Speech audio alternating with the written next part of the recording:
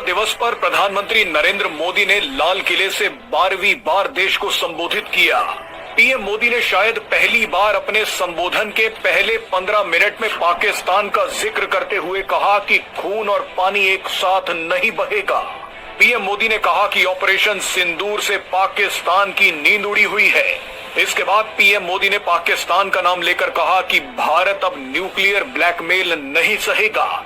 यहाँ एक संदेश अमेरिका को भी दिया गया है जो पाकिस्तान के न्यूक्लियर हथियारों की रखवाली करता है। आत्मनिर्भर होते न होते तो क्या ऑपरेशन सिंदूर इतनी त्वरित गति से हम कर पाते? पता नहीं कौन सप्लाई देगा नहीं देगा, साजो सामान मिलेगा नहीं मिलेगा, इसी की चिंता बनी रहती। लेकिन हमें मेड इन इंडिया की शक्ति हमारे हाथ में थी, सेना के हाथ में थी।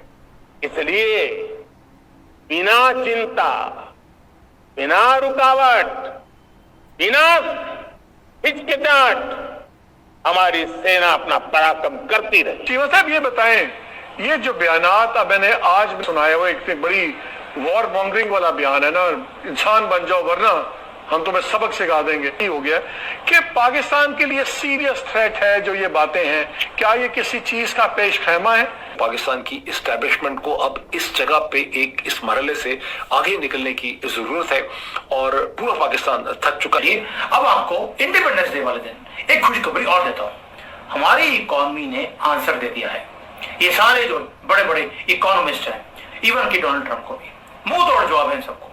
अभी पता लगा कि जो हमारी क्रेडिट रेटिंग है उसे इंप्रूव कर दिया गया है। ये तो तब है जब हमारे ऊपर धमकी है 50% के टैक्स की।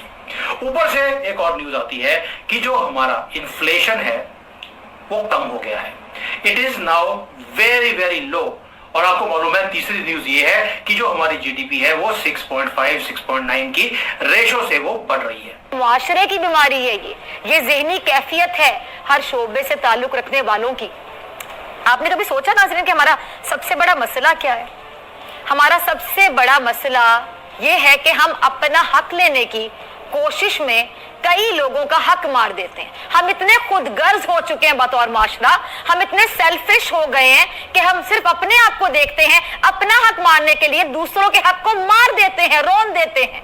हमारा मसला ये है कि हम अपने मसाइल को हल करने के लिए सिर्फ अपने मसाइल को हल करने की कोशिश करते करते दूसरों के लिए मसले खड़े कर देते हैं। हम इंसान हैं, हम अपनी तकलीफ को खत्म करते करते दूसरे इंसान की तकलीफ को समझ नहीं पाते। हमारी हालत है कि हम खुद के लिए सुकून हासिल करने के चक्कर में दूसरे का सुकून छीन लेते हैं, तबाह बर्बाद कर देते हैं किसी के सुकून पुरसुकून जिंदगी। हमारा अलमिया ये है कि हम खुद को फायदा पहुंचाने के लिए इतने खुदगर्ज हो चुके हैं कि हम दूसरे का नुकसान कर देते हैं कि नुकसान हो जाए उसका, मेरा फायदा हो जाए।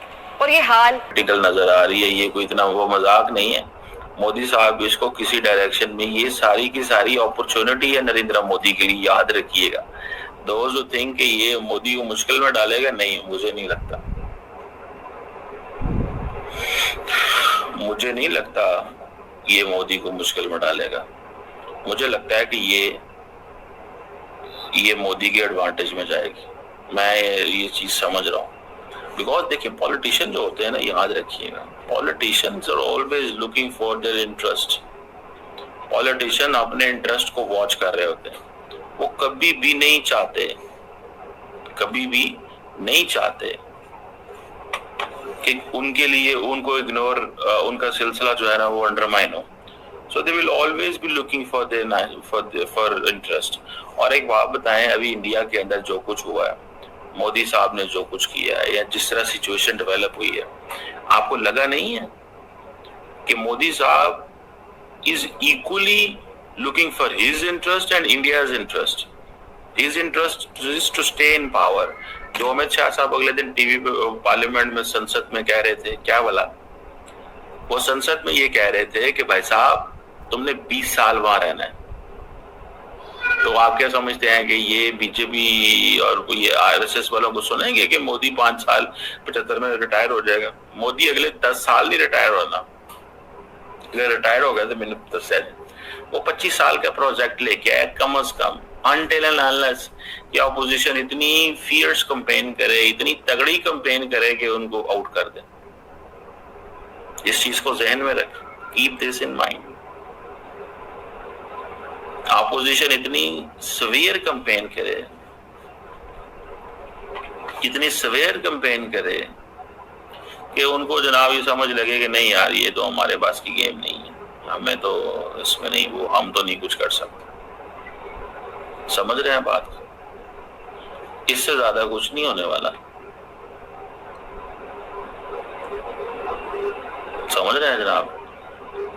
और वो फिर किस तरह की कैंपेन होगी, क्या होगा, कैसे चलेगा, एक वो जिसे कहते हैं ना, एक वो फिर वो एक नई दुनिया होगी, नई डिस्कशन होगी। मुझे ये लगता है कि ये एक वो जिसे कहते हैं ना, एक डिफरेंट गेम होने जा रही है। लाल किला से शेर की तरह भाषण दिया, शेर की तरह। जिस तरह जो हम लोग का प्राइम मिनिस्टर जी ने जो भाषण दिया है दोस्तों,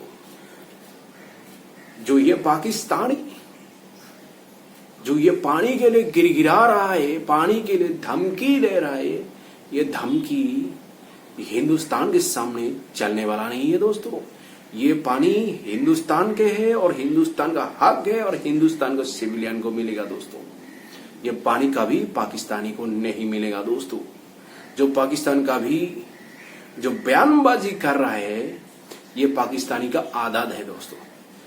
जो अमेरिका में जाके अमेरिका धरती से न्यूक्लियर बम की धमकी देता है, जो आज भी हम लोग का प्राइम मिनिस्टर जी ने कहा ये न्यूक्लियर बम का ब्लैकमेलिंग हिंदुस्तान के सामने नहीं चलेगा दोस्तों। जिस तरह ऑपरेशन सिंदूर के दौरान जिस तरह हम लोग का फोर्स ने जो पाकिस्तान का घर में घुस कर जिस तरह पिटाई किया, दुनिया ने देखा दोस्तों किस तरह पाकिस्तान का पिटाई किया। पाकिस्तान घुटने टेक दिया हिंदुस्तान के सामने। जो मेक इन इंडिया जो हथियार है, मेक इन इंडिया आर्म्स, उसका पार दुनिया ने देखा दोस्तों। अगर आज भारत अगर आत्मनिर्भरशील नहीं होता, जो हथियार हमने जो ऑपरेशन सिंदूर के दौरान जो यूज किया है वो मेक इन इंडिया, अगर आत्मनिर्भरता अगर नहीं होता हिंदुस्तान, तो हमको दूसरा कंट्री पर डिपेंडेंट होना पड़ेगा।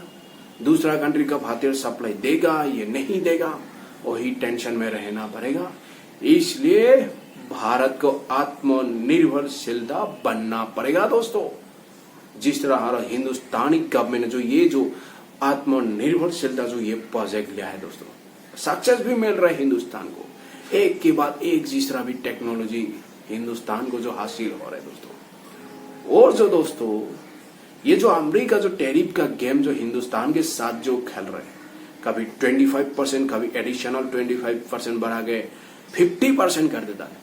अगर हम दूसरा कंपनी पर लगा देंगे 50%, हिंदुस्तान के अंदर जो कंपनी अभी यहाँ पे जो सामान जो बेच रहा है दोस्तों, अगर 50% टैरिफ लगा दूंगा, मतलब रोना पड़ेगा दोस्तों। लेकिन हम लोग का प्राइम मिनिस्टर अमेरिका का नाम नहीं लिया, लेकिन जिसका समझ में आना है उसका समझ में आ गया दोस्तों।